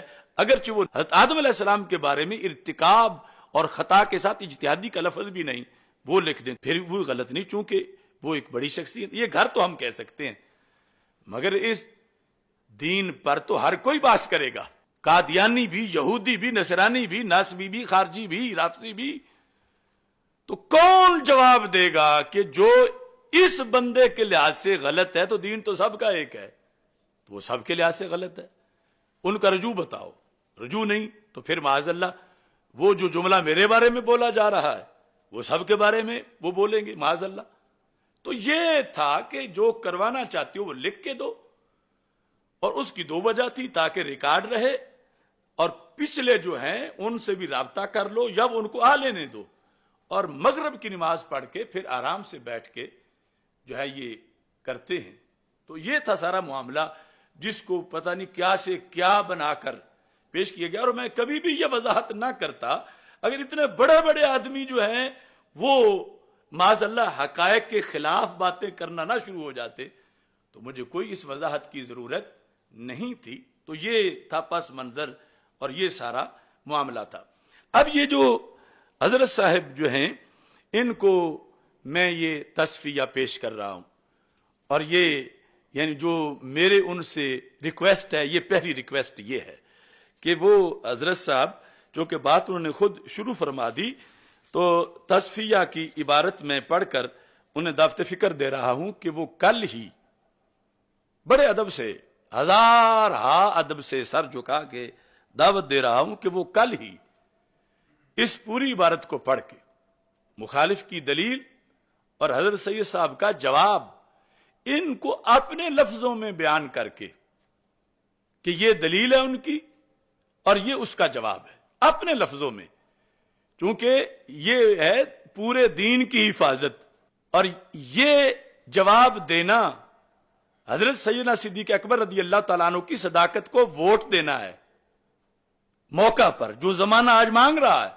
جب چینلوں پر معاذ اللہ ان کو ظالم کہا جا رہا ہے، یہ ہے ووٹ دینا، اور یہ ووٹ صرف مفتیان کرام علماء نے نہیں دینا، ہر مومن نے دینا ہے، یہ ہے گواہی دینا، آج عصر حاضر میں گواہی دینا صداقت صدیق اکبر رضی اللہ تعالیٰ عنہ پہ، اور اللہ فرماتا وَلَا تَكْتُمُوا الشَّهَادَةَ وَمَن يَكْتُمْهَا فَإِنَّهُ آثِمٌ قَلْبُهُ، یہ سب کے پاس گواہی ہے، ہر مومن کے پاس، تو سب نے دینی ہے۔ یہ قبلہ محترم آپ نے وضاحت فرمانی ہے کہ اس موضوع پر ایک اور دلیل جو فریق مخالف کی طرف سے دی جاتی ہے وہ یہ ہے کہ اللہ تعالیٰ نے بموجب آیت تطہیر اہل بیت علیہم الرضوان کو پاک گردانا ہے، لہذا سیدۃ النساء رضی اللہ تعالی عنہ فدق کا دعویٰ کرتے ہوئے کسی ناجائز امر کی مرتکب نہیں ہو سکتی۔ یہ کون کہہ رہے ہیں؟ رافضی، یعنی وہ کہتے ہیں وہ تو ناجائز کر ہی نہیں سکتی تھیں، تو ناجائز کیا ہے تو دوسری طرف والوں نے کیا ہے، وہ تو ناجائز کر ہی نہیں سکتی تھیں کیونکہ معصومہ تھی۔ تو پیر سید میر علی شاہ صاحب رحمۃ اللہ علیہ نے کہا نہیں، دونوں طرف ہی غیر معصوم تھے، دونوں طرف ہی، یعنی ان کا قرض نہیں لینے دیا روافض کی دلیل کا، بلکہ جواب دیا۔ اب یہ سارے بھولے بادشاہ ہیں حضرت قبلہ سید ارشد سید کاظمی سمیت کے اس کو جواب بنا کے نہیں پڑھ رہے، علیحدہ کر کے پڑھ رہے ہیں، تو یہ تو سوال کا جواب ہے، دلیل کا رد ہے، اس پس منظر میں اسے پڑھو۔ اور وہ کیسے ہے؟ سید پاک کہتے ہیں اس دلیل کا تفصیلی جواب آگے چل کر آیت تطہیر کی فصل میں دیا جائے گا، یعنی یہ ہم نے قرض نہیں رہنے دینا، تو اتنا انتظار بھی نہیں کہ آگے اگلے دن 4 دن بعد جو لکھنی تھی آیت تطہیر والی فصل، تو یہاں کہتے ہیں کہ یہاں اتنا کہہ دینا کافی ہے کہ آیت تطہیر کا مطلب ہرگز یہ نہیں کہ یہ پاک گروہ معصوم ہیں اور ان سے کسی قسم کی بھی خطا کا سرزد ہونا ناممکن ہے، ایسا نہیں۔ کیا مطلب ہے؟ کہتے ہیں اس کا مطلب یہ ہے کہ اگر بمقتضائے بشریت ان سے کوئی خطا سرزد بھی ہو، کن سے؟ اہل بیت اطہار علیہم رضوان، بالخصوص سیدہ پاک رضی اللہ تعالی عنہا جن کا ذکر دلیل میں ہے، تو پھر کیا ہوگا؟ وہ عفو و تطہیر الہی میں داخل ہوگی، عفو و تطہیر الہی میں داخل ہوگی۔ تو قبلہ مفتی صاحب یہ ہے عبارت چھوٹی سی جس کی آپ نے وضاحت فرمانی ہے، تشریح فرمانی ہے کہ یہ مخالفین کا الزام ہے اپنے باپ پر کوئی نہیں رہنے دیتا، تو حضرت صدیق اکبر پہ ہم کیسے رہنے دیں رضی اللہ تعالیٰ عنہ؟ تو یہ آگے اس کا جواب ہے جو پیر صاحب نے دیا ہے، اور یہ ہر بندے کو آنا چاہیے، چونکہ ادھر سے تو ہر بندہ حملہ کر رہا، بچوں تک، چینلوں پر، چوکوں میں۔ تو یہ قبلہ سے میری پہلی ریکویسٹ ہے۔ دوسری، چونکہ اگر مجھے عام لوگوں سے بات کرنی ہو جن کا اردو کا مطالعہ ہے، مثلا کوکب نورانی صاحب یا اس طرح، تو میں بالکل نہ پیش کروں۔ یہ قبلہ مفتی صاحب تو چونکہ ساری یعنی عربی علوم کے ماہر ہیں، تو میں ایک حوالہ بھی پیش کر رہا ہوں، میں اس کا ترجمہ نہیں کروں گا، میں آپ سے کہوں گا کہ آپ اس کی بھی وضاحت کر دیں، کیونکہ میرے دل کو بہت ٹھیس پہنچی ہے کہ جب آپ نے یہ جملے کہ تم نے سیدہ پاک رضی اللہ تعالی عنہا کو ایذا پہنچائی ہے میرے بارے میں، قبلہ مفتی صاحب نے، تو اس بنیاد پر یہی اعتراض روافض نے سیدنا صدیق اکبر رضی اللہ تعالیٰ عنہ پر بھی کیا ہوا ہے کہ فدق نہ دینا یہ ایذا پہنچانا ہے، کس کو؟ سیدہ پاک رضی اللہ تعالی عنہا کو۔ تو وہ رسول پاک صلی اللہ علیہ وسلم کے جگر کا ٹکڑا ہیں، تو پھر جب ٹکڑے کو ایذا پہنچائیں تو کل کو پہنچائیں، تو آگے پھر ان الذین یؤذون اللہ ورسولہ وہ آیت ساتھ لگا کے تو کہاں سے کہاں تک بات شیعہ لے جاتے ہیں۔ تو میں قبلہ مفتی صاحب سے یہ عرض کر رہا ہوں، الکوثر الجاری الی ریاض احادیث البخاری، جلد نمبر 6، اس کے اندر اس مسئلہ پر صفحہ نمبر 88 پر ایک سوال جواب لکھا ہے، اور میں جتنے اہل علم ہیں وہ اگر یہاں تشریف لائیں گے بشرطے کہ مجھے بتا کے آئیں تاکہ ان کا استقبال بھی کیا جائے اور پھر ان کے ساتھ بات بھی کی جائے، تو میرا کھلا یعنی میری دعوت ہے۔ اور جو بھی اپنے گھر بیٹھ کر، جس طرح مثلا سید اسد صاحب نے بیان کرنا شروع کر دیا ہے، مفتی صاحب نے، تو میرے پاس ایک بہت بڑا ذخیرہ ہے ان سارے حضرات کی خدمت میں پیش کرنے کے لیے، کہ ٹھیک ہے گھر بیٹھے ہی آپ وضاحت کر دیں تاکہ یہ گراس روٹس تک بات نیچے جانی چاہیے بچوں تک کہ یہ ہے معصومیت کا مطلب، یہ ہے اہل سنت کا عقیدہ، تاکہ جو اندھا دھند رفض آ رہا ہے اہل سنت میں اس کا رستہ بند ہو سکے۔ تو میں عبارت پڑھ دیتا ہوں، یقیناً عبارت اس لیے نہیں پڑھ رہا کہ آپ کے لیے کوئی آسانی ہو جائے، آپ میرے استاذوں کے استاذ ہیں، ترجمہ نہیں کروں گا اس لیے کہ عام لوگ جو ہیں ان کی شاید یہاں تک سوچ نہ پہنچے، لیکن آخر جو حضرت صدیق اکبر رضی اللہ تعالیٰ عنہ پر اعتراض کیا جا رہا ہے روافض کی طرف سے کیا گیا، اور ان نے وہ اعتراض لکھ کے جواب دیا، تو اس جواب کی وضاحت بھی ضروری ہے۔ اس کا خلاصہ یہ ہے کہ سوال کیا گیا، عبارت فَإِن قُلْتَ قَدْ قَالَ رسول اللہ صلی اللہ علیہ وسلم فاطمہ بدعۃ منی یریبنی ما رابها وفی روایت من آزاها فقد آزانی، یہ اعتراض ہے جس میں یہ ہے کہ سیدہ طیبہ طاہرہ رضی اللہ تعالی عنہا تو رسول پاک صلی اللہ علیہ وسلم کے جگر کا ٹکڑا ہیں، جس نے انہیں ناراض کیا اس نے سرکار کو ناراض کیا صلی اللہ علیہ وسلم، جس نے انہیں اذیت دی اس نے سرکار دو عالم صلی اللہ علیہ وسلم کو اذیت دی۔ تو معاذ اللہ رافضی کہتے ہیں کہ حضرت سیدنا صدیق اکبر رضی اللہ تعالی عنہ نے سیدہ پاک کو جو فدق نہیں دیا تو اذیت دی، اور معاذ اللہ یہ پھر رسول پاک صلی اللہ علیہ وسلم کو اذیت دینا ہے، اور اس پر پھر آگے وہ اپنے سارے جھوٹوں کا جہان مرتب کر لیتے ہیں۔ جواب قلت لم یکن فعل ابی بکر رضی اللہ تعالی عنہ معها ایذاء شرعا، کہ یہ اذیت نہیں تھی، فإنه دلها على الصواب۔ حضرت صاحب یہ میں نے آپ سے ریکویسٹ ہے کہ آپ نے یہ ترجمہ کر کے قوم کو بتانا ہے، ہاں کا مرجع کون ہے؟ سیدہ پاک رضی اللہ تعالی عنہا، دلہ یدلو میں فاعل صدیق اکبر رضی اللہ تعالیٰ عنہ، ثواب کا مطلب ہے درست، یہ ترجمہ کر کے آپ نے بتانا ہے کہ اس کا مطلب کیا ہے، اور پھر آپ کو مجھ پہ کوئی شکوہ نہیں رہے گا، اور پھر آپ پر اعتماد کرتے ہوئے کتنے لوگ مان جائیں گے کہ یہ مقام ہی ایسا ہے کہ حضرت صدیق اکبر رضی اللہ تعالی عنہ کا فدق نہ دینا۔ پھر میرے علی شاہ صاحب نے تو یہ فرمایا کہ یہ محل شکایت نہیں، محل ستائش ہے، یعنی یہ ان کا اچھا کام ہے، اچھا کیا ہے نہیں دیا۔ کہ اتنے لوگوں کی تو یہاں بھی جان نکل جائے گی کہ جب نہ دینا اچھا کام ہے تو پھر مانگنے کے لحاظ سے معاذ اللہ کیا بولا جائے گا، جو تصفیہ کے اندر لکھا ہے کہ نہ دینے کی ستائش کرنی چاہیے۔ اب یہاں پر نہ دینے کے بارے میں یہ کیا کہتے ہیں، فَإِنَّهُ دَلَّهَا عَلَى الصَّوَابِ۔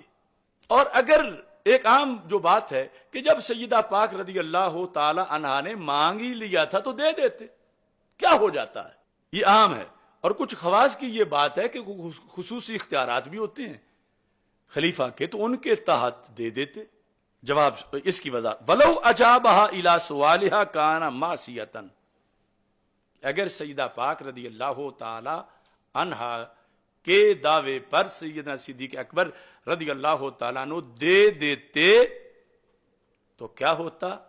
عربی میں لکھا کانا معصیتن، دینا معصیت ہوتا۔ فإنه دلها على الصواب ولو أجابها إلى سؤالها كان معصية من وجهين۔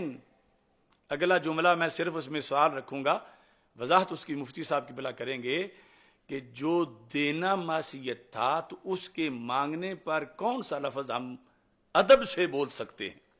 حضرت سیدنا صدیق اکبر رضی اللہ تعالی عنہ کا دے دینا، وہ کہتے ہیں دینا جائز ہی نہیں تھا، دینا معصیت تھا۔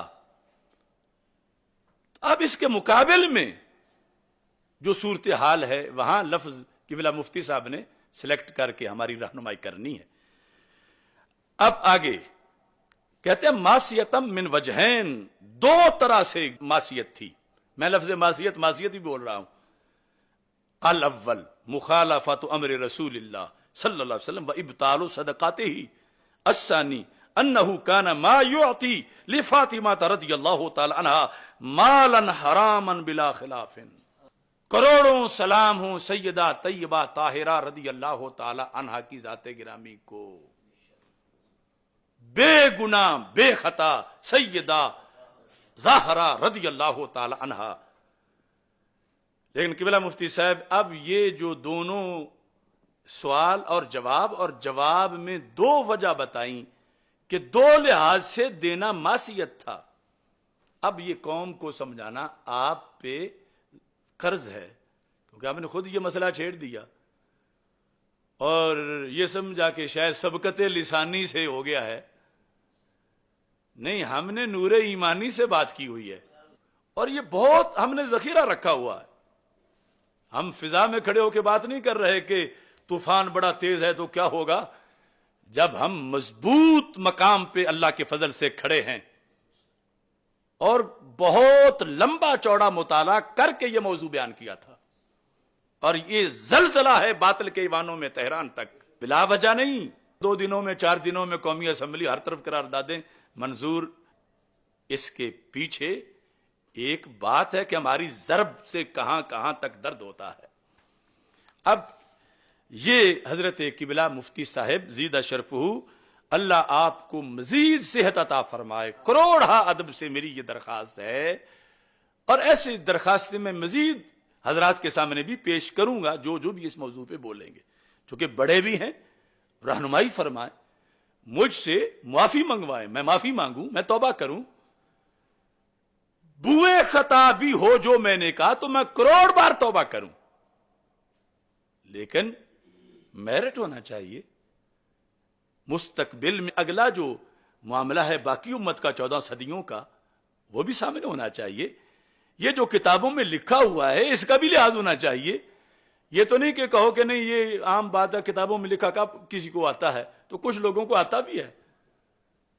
وہ تو مستشرقین اورینٹلسٹ کو بھی آتا ہے، وہ بھی پوچھ سکتے ہیں تو اس سے کہ تمہاری پوری سلطنت قیامت تک کی امت کی قائم ہے، پورا دین سیدنا صدیق اکبر رضی اللہ تعالیٰ عنہ کی صداقت پر، اور اگر معاذ اللہ وہ ظالم تھے تو ان کا اکٹھا کیا ہوا جمع کیا ہوا قرآن کیسے صحیح ہوگا؟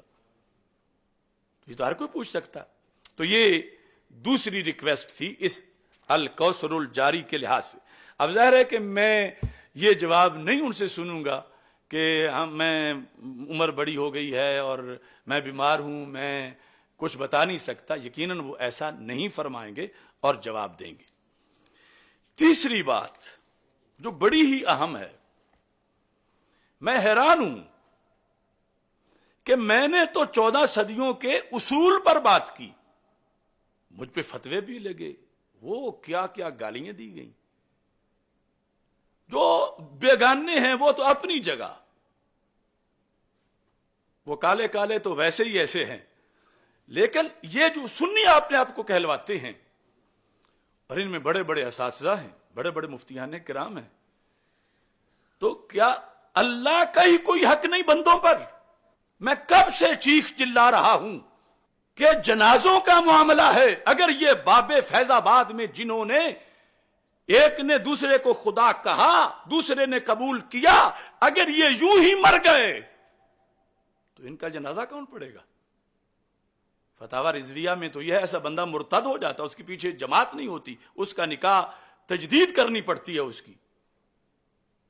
میرے پاس سینکڑوں دلیلیں ہیں. تو شکر ہوا کہ بلا مفتی صاحب بول پڑے ہیں. پہلے تو ذرا اپنے بھائی کے نکاح کی تو بات کر لیں، ان کا جنازہ تو صحیح کروا لیں، کوئی پتہ نہیں کسی وقت فوت ہو جائیں. تو بول پڑے ہو حضرت، تو میرے پاس دلائل ہیں، مجھے بلا لو جہاں بلانا ہے. یہ میں حیران ہوں. اب یہ جو میرا رجوع اور یہ کہہ کے ہو حق پر رجوع کرو، تو جو کفر ہوا وہاں کیوں نہیں کوئی بولا؟ اور وہاں رجوع کروانے والی، وہاں ان کے استاذ بھی ان سے نہیں کہہ رہے اور مفتی اعظم بھی نہیں بول رہے. تو کیا غیر خدا کو خدا کہنے پر رب ناراض نہیں ہوتا؟ تو کیا ہم رب کے سامنے جواب دہ نہیں ہیں؟ یہ بڑا مقام اہل بیت اطہار علیہم رضوان کا، مگر اللہ کا مقام تو اللہ کا مقام ہے. جن لوگوں نے وہاں بغاوت کی، یہ سارے پیران کرام، یہ سادات، یہ مفتیان کرام، ان کا کروڑ بار ادب، مگر مجھے شکوہ ہے کہ میرے اللہ کی توہین پر یہ کیوں چپ رہے. انہوں نے تو قراردادیں اب منظور کرا رہے ہیں میرے خلاف، تو جہاں اتنا بڑا گھپلہ ہو گیا، مجھے حق ہے کہ میرے خلاف قراردادیں کیوں نشان الوہیت کے لحاظ سے آج ان علماء نے جھنجھوڑا ان کو. افسوس ہے سب سے زیادہ مفتی محمد اشرف القادری کہ جن کی بغل کے ساتھ ان کا بھائی ہے، جن کے جنازے کا مسئلہ ہے. میرے پاس دلائل ہیں اور کوئی توڑ سکتا ہے تو میں لائیو کہہ رہا ہوں، جہاں چاہو میں ثابت کرتا ہوں. اور یہ نہیں کہ میں اپنی بڑائی کے لیے ان کے ایمان کی حفاظت کے لیے، ان کے جنازے کے لیے اور اللہ کی خوشنودی کے لیے۔ پہلی بات کا بھی آپ ذرا کلپ سن لیں۔ لوگ آنا فیہم آلہۃ الا اللہ لفسدتا، دو خدا بھی ہوں تو زمین و آسمان میں فساد پیدا ہو جائے۔ لبیک میں بھی اگر آپ دو خدا مانیں گے تو بیڑا غرق ہو جائے گا، لبیک میں بھی اگر آپ دو خدا مانیں گے تو بیڑا غرق ہو جائے گا۔ پیر محمد افضل قادری بانی و سرپرست اعلیٰ تحریک لبیک یا رسول اللہ مخاطب ہوں۔ بڑے دکھ کی بات ہے کہ ڈاکٹر اشرف آصف جلالی صاحب بڑی عجیب و غریب باتیں کر رہے ہیں۔ مناظرہ کا چیلنج انہوں نے کیا ہے اس بات پر کہ میں نے کہا کہ اگر دو خدا ہوں گے تو تباہی ہو جائے گی، اگر تم دو خدا بناؤ گے لبیک میں تو تباہی ہو جائے گی۔ تو انہوں نے کہا جی کہ اس سے لزوم کفر آیا اور مناظرہ کا چیلنج بار بار کر رہے ہیں۔ بڑے دکھ کی بات ہے۔ میں یہ بتانا چاہتا ہوں کہ یہ خدا کا لفظ جو ہے یہ الہ کے لیے بھی آتا ہے۔ یہ میرے سامنے فیروز اللغات پڑی ہوئی ہے۔ اس کا معنی مالک بھی ہوتا ہے، آقا بھی اور حاکم بھی۔ تو جب الہ کا لفظ جو ہے اس کے لیے خدا ہو تو پھر الہ کے معنی میں ہوتا ہے، جب بندوں کے لیے ہو تو پھر آقا اور حاکم کے معنی میں ہوتا ہے۔ جیسے علی کا لفظ جو ہے اللہ کے لیے بھی آتا ہے، علی شیر خدا بھی علی ہیں، اور ہم اپنے بیٹوں کا نام بھی علی رکھ سکتے ہیں۔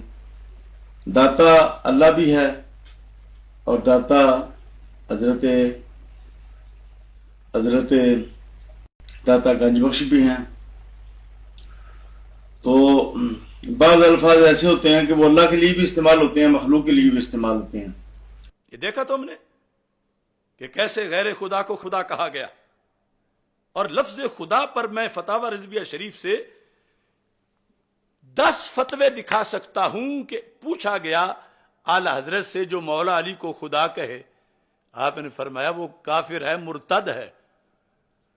کوئی اپنے پیر کو خدا کہے، اب یہ بھی ہے کہ لیڈر مانا مرشد کے معنی میں، آپ نے فرمایا پھر بھی اس کا نکاح بھی ٹوٹ جائے گا، اگر وہ سن کے خوش ہوگا تو یعنی بولنے والا بھی مرتد ہو جائے گا، جس نے سن کے قبول کیا ہے وہ بھی ہو جائے گا، جماعت بھی پیچھے نہیں ہوگی۔ تو یہ اب دوسری بات، یقیناً ہم اہل سنت و جماعت، ہماری تاریخ ہے کہ ہم ناموس رسالت صلی اللہ علیہ وسلم کے محافظ ہیں، لیکن اہل سنت کے سٹیج پر 2 بندوں کو نبی کہا گیا، مفتیان کرام کیوں چپ رہے؟ چلو اب تو بولیں کہ غیر نبی کو نبی کہنے والا وہ کتنا مجرم ہے، اور جنہیں کہا جا رہا ہے اور انہوں نے وہ کردار ادا نہیں کیا جو کرنا چاہیے تھا، تو ان کا کتنا جرم ہے۔ ہم بغیر کسی ثبوت کے نہیں کہہ رہے، ہمارا دل چل رہا ہے، ہماری تاریخ پہ حملہ ہو رہا ہے، ہمیں قادیانی تانا دے رہے ہیں۔ ارے توحید کے مسئلے پر جو میں نے جنگ لڑی ہے اور لڑ رہا ہوں، مجھے وہ توصیف چڑیا گھری بار بار ان کے کلپ دکھاتا ہے کہ تو میرے ساتھ خدا کے مسئلے پہ لڑ رہا ہے، یہ دیکھو تمہارے لیڈروں نے اپنے آپ کو کہا ہوا ہے۔ اور وہ پیر افضل، یعنی پیر ویسے جو وہ دعوے دار ہے، میں نہیں کہہ رہا، تو وہ کلپ جو ہے، کلپ اس کا، وہ کہتے ہیں دیکھو، وہ تو کہہ رہے ہیں جس طرح بندے کو بھی مولا کہہ سکتے ہیں، اللہ کو بھی مولا کہہ سکتے ہیں، ایسے ہی بندے کو بھی خدا کہہ سکتے ہیں، اللہ کو بھی خدا کہہ سکتے ہیں۔ اور ہم نے اپنا جگر پگھلا کے 60-70 گھنٹے تقریر کی ہوئی ہے مختلف نشستوں میں کہ مولا اور خدا کا جدا جدا حکم ہے، مولا اور خدا کا ایک حکم نہیں ہے۔ خدا اللہ کی ٹرانسلیشن ہے، جبکہ مولا ٹرانسلیشن نہیں ہے۔ اس واسطے جس وقت فارسی میں ترجمہ شروع ہوا قرآن کا، کتنی صدیاں پہلے، آپ کوئی ترجمہ فارسی کا دیکھ لیں تو کسی جگہ بھی لفظ اللہ کا ترجمہ مولا نہیں ملے گا، خدا ہی ملے گا، کیونکہ مولا علیحدہ چیز ہے۔ یعنی مولا کا غیر اللہ پہ اطلاق ہو سکتا ہے، فَإِنَّ اللَّهَ هُوَ مَوْلَاهُ وَجِبْرِيلُ وَصَالِحُ الْمُؤْمِنِينَ، مگر خدا کا اطلاق نہیں ہو سکتا۔ امام اعظم ابو حنیفہ سے لے کر پوری امت کے میں سینکڑوں حوالے دکھا سکتا ہوں، میں فضائی بات نہیں کر رہا۔ تو یہ صورتحال ہے، میں حیران ہوں کہ ایمان اور دین کی بنیاد پر اگر ہوتا تو یہ آج جو تحریک رجوع شروع ہے، تحریک رجوع، اگر اس کے پیچھے جو ہمارے مقدس عظیم لوگ ہیں اخلاص والے، ان کو ہٹا کے باقی جو دور دور شور ڈال رہے ہیں، توہین ایف آئی آریں کاٹ رہے ہیں، یہ اکثر تو بابے کے اتحادی ہیں، اور اس موقع پر انہوں نے بھی کوئی کسر نہیں چھوڑی کہ ٹھیک ہے دوسرے مار رہے ہیں تو ہم بھی چار چار لگا لیں۔ ان کی موجودگی میں معاذ اللہ مجھ پہ لعنتیں کی گئی ہیں، شرم ان کو نہیں آئی کہ روکنا کتنا ضروری ہے۔ تو اب یہ اس موقع پر کہ جب ایک بہت بڑے مسئلہ کے حل کے لیے امت کے علماء میں تڑپ ہے، اور یقیناً اس مسئلے کا حل ہم نے تو پیش کر دیا ہے، ہم نے پیش کر، اصل مسئلہ یہ ہے کہ سنتا کوئی نہیں، مسئلہ یہ ہے کہ وہ پیش کردہ حل سننے کا کسی کے پاس ٹائم نہیں ہے، وہ صرف فون سنتے ہیں اغیار کے، کچھ رفضیوں کے، کچھ نیم رفضیوں کے، کچھ وزیروں مشیروں کے، تو اس طرح کا معاملہ جو ہے وہ چل جاتا ہے۔ تو اس بنیاد پر یہ صورتحال بنی ہوئی ہے، تو یقیناً سیدہ طیبہ طاہرہ رضی اللہ تعالی عنہا کا مقام، یقیناً حضرت سیدنا صدیق اکبر رضی اللہ تعالی عنہ کا مقام، اس پر پہرا دینا بڑا ضروری ہے، بڑا ضروری ہے، بڑا ضروری ہے۔ مگر پہلا حق رب ذوالجلال کا ہے اور دوسرا حق آمنہ کے لال کا ہے صلی اللہ علیہ وسلم، اور وہاں پہ حملہ ہوا ہے اور کسی نے میری نہیں سنی۔ میں تڑپ تڑپ کے دلیلوں کی روشنی میں، یہی میرٹ ہے کہ آگے سے گالیاں پڑیں تو کوئی نہ بولے، کوئی شریف بندہ ہو تو سارے چڑھائی کریں، کوئی پیچھے کچھ اور ہو تو ادھر کوئی بھی نہ بولے۔ نہیں، اگر دین ہو تو پھر تو خدا کا حق پہلے ہے، نبی علیہ السلام کا حق۔ اب ان سب کو دین یاد آیا ہوا ہے، چھوٹوں بڑوں سب کو، اور اللہ کا فضل ہے ہم نے تو کچھ کیے ہی نہیں، جو کہے گا کیا ہے تو ہم کتاب پکڑا دیں گے اس کو ایک ایک سب کو، یہ سمجھا دو۔ اتنے حوالے ہیں کہ سب کے لیے پورے آ سکتے ہیں کہ ٹھیک ہے مجھ سے توبہ کرواؤ، سب کچھ کرواؤ، پہلے یہ تو بتاؤ یہ کیسے کیا کرنا ہے۔ تو رب کعبہ کی قسم، میں وقت کی کربلا میں کمزور ہو کے بھی حسینی کردار کی اذان دے رہا ہوں، میرا 100% ضمیر مطمئن ہے کہ سیدہ طیبہ طاہرہ فاطمہ الزہرا رضی اللہ تعالی عنہا اپنے مرکز پرنور میں میری اس تحریک پر خوش ہیں کہ وہ نام نہاد لوگ جو سیدہ پاک رضی اللہ تعالی عنہا کو آڑ بنا کر پورے دین پہ حملہ کر رہے ہیں، تو سیدہ پاک رضی اللہ تعالی عنہا خوش ہیں کہ ان کمینوں کے اس حربے کا جواب دو۔ اور یقیناً سیدنا صدیق اکبر رضی اللہ تعالی عنہ اپنے مرکز پرنور میں خوش ہیں، اور پھر یقیناً اللہ کے رسول صلی اللہ علیہ وسلم خوش ہیں، اللہ تعالیٰ راضی ہے۔ ہم نے نہ ہواؤں کا، نہ طوفانوں کا، نہ آندھیوں کا، نہ بغاوتوں کا، نہ سازشوں کا، نہ گالیوں کا، نہ گولیوں کا، کسی چیز کی کوئی پرواہ کی ہی نہیں۔ ہم نے تو دل جلا کے سرے بام رکھ دیا۔ اب رب ذوالجلال سب کو عمل کی توفیق عطا فرمائے۔ میرے ساتھ مل کے نعرہ لگاؤ، اللہ اکبر، اللہ اکبر، اللہ اکبر، نعرہ رسالت، نعرہ رسالت، نعرہ رسالت، تاجدار ختم نبوت، تاجدار ختم نبوت، تاجدار ختم نبوت۔ ہم تھکے نہیں ہیں، ہم بکے نہیں ہیں، ہم رکے نہیں ہیں، ہم جھکے نہیں ہیں، میرے دل کی دھڑکن میرے خون میں شامل، ہم سب کا عقیدہ، میں مر بھی گیا تو میرے کفن پہ لکھنا، میری قبر پہ لکھنا، چھایا چھایا چھایا چھایا چھایا چھایا چھایا چھایا، نعرہ تحقیق، نعرہ حیدری، بے خطا بے گناہ طیبہ طاہرہ، طیبہ طاہرہ، طیبہ طاہرہ، بے گناہ بے خطا، لبیک لبیک لبیک یا رسول اللہ، لبیک لبیک لبیک یا رسول